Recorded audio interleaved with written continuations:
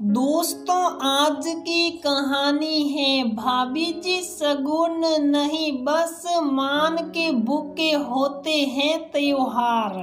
दोस्तों, कहानी शुरू करने से पहले अगर आपने हमारे चैनल को सब्सक्राइब नहीं किया है तो सब्सक्राइब कर लीजिए ताकि आपके पास पहुंचे हर नया वीडियो। राखी के त्योहार के सपने संजोए पूजा पालक साफ कर रही थी। इस बार भाभी के लिए बहुत बड़ा सरप्राइज हो जाएगा।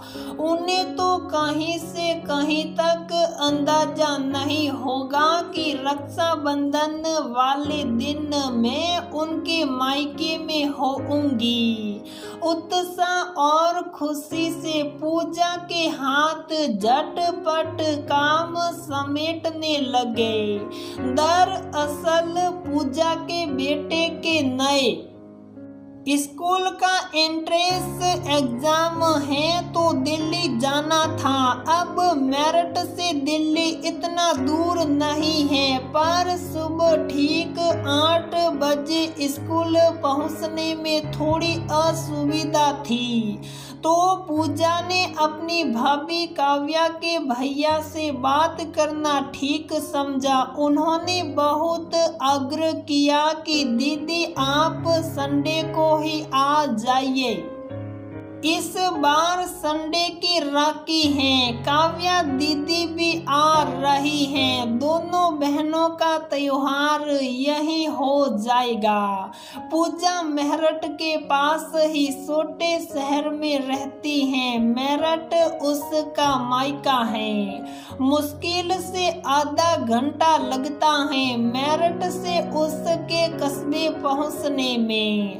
पर सुबह सुबह इतनी जल्दी दिल्ली पहुंचने में परेशानी होती तो वह भाई सम्मान भाभी के भाई का कहाँ नहीं टाल सकी। फिर भी उचित रहेगा या नहीं। सिंदारा तो भाभी ने भैया के हाथ भेजा था। कह रही थी कि बहुत तेज सर में दर्द था, तो क्या पता राखी पर सुबह भाभी आ रही हो घर। दोपहर बाद मायके जाए यही सोच कर पूजा अपनी भाभी को फोन लगाती हैं। जय श्री कृष्ण। भाभी पूजा ने अपनी भाभी काव्या को विश किया।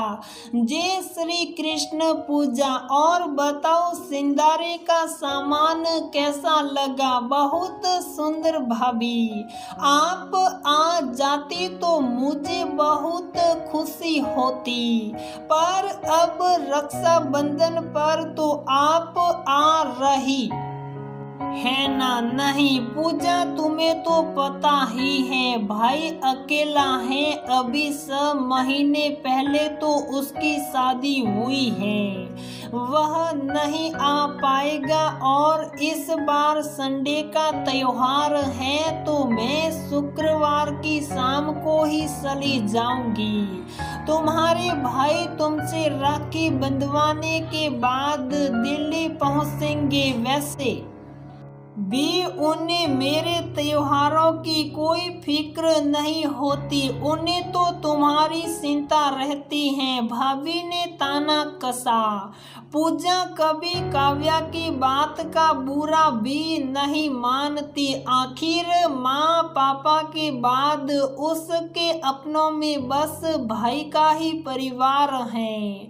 सरप्राइज देने के चक्कर में पूजा ने काव्या को कोई बात नहीं बताई और काव्या के भाई को भी मना कर दिया उसे कुछ भी बताने को। पूजा की अपनी कोई नंद नहीं है तो देवरानी की बेटी से बेटे शुभम की राखी बंधवा कर वह अपने भाई के साथ भाभी के मायके पहुंचती है।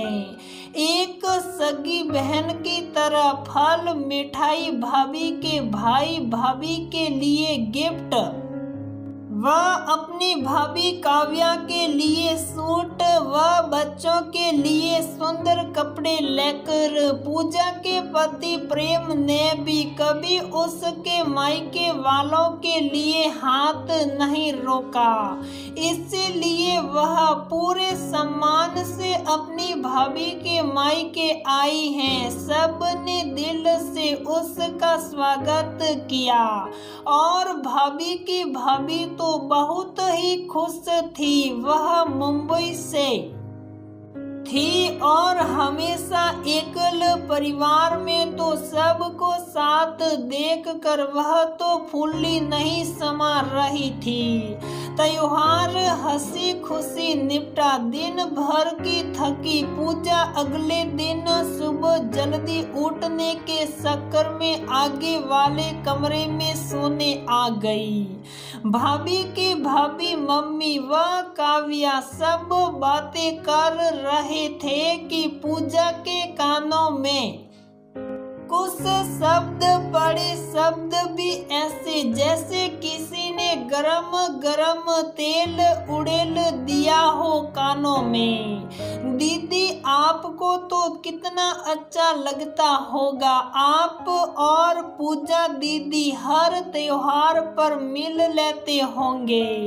अरे राव्या मेरे गले तो आफत ही है। पूजा की लोकल ससुराल छोटा बड़ा हर त्योहार निभाना पड़ता है। तेरे जीजाजी को मैंने पहले ही बोल दिया है जितना शगुन बनेगा मैं दे दूंगी, पर मुझसे उम्मीद न रखना तुम्हारी बहन के घर जाने की। जाए पीछे खर्चा दोगुना होता है। पर दीदी पूजा दीदी भी तो अच्छी तरह से निभाती हैं। अब यही देखो कितना कुछ लेकर आई। वो राव्या ने जो सच था कहा। रहने दे राव्या, जो निभाता है उसे ही पता होता है। काव्या की माँ ने बहू राव्या को चुप कराया। कितनी बेईमानी है रिश्तों में। वही भाभी अपने मायके आई तो माँ को भी खुशी और बेटी को सम्मान। वही नंद अपने मायके आए तो मन में इतना मेल आखिर क्यों। कल को भाभी की माँ न हो और राव्या यही सोच रखे तो।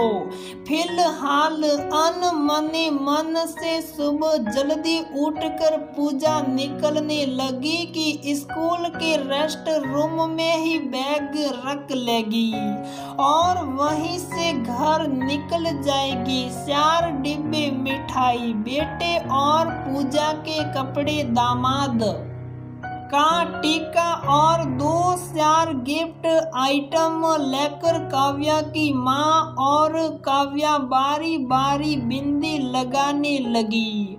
उसने सिर्फ शगुन का एक एक सिक्का लिफाफे के ऊपरी भाग से निकाला और नम आंखों से सिर्फ इतना ही कहा, भाभी शगुन नहीं बस मान के भूखे होते हैं त्योहार।